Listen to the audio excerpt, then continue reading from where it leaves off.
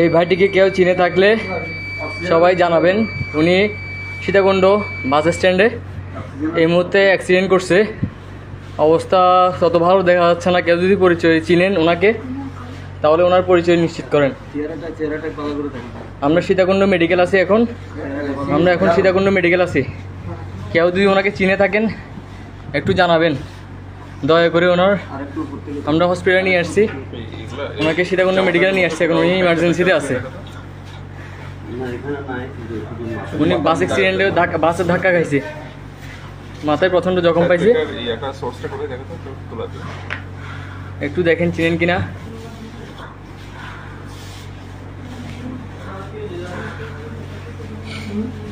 আল্লাহ তুমি রহম করো।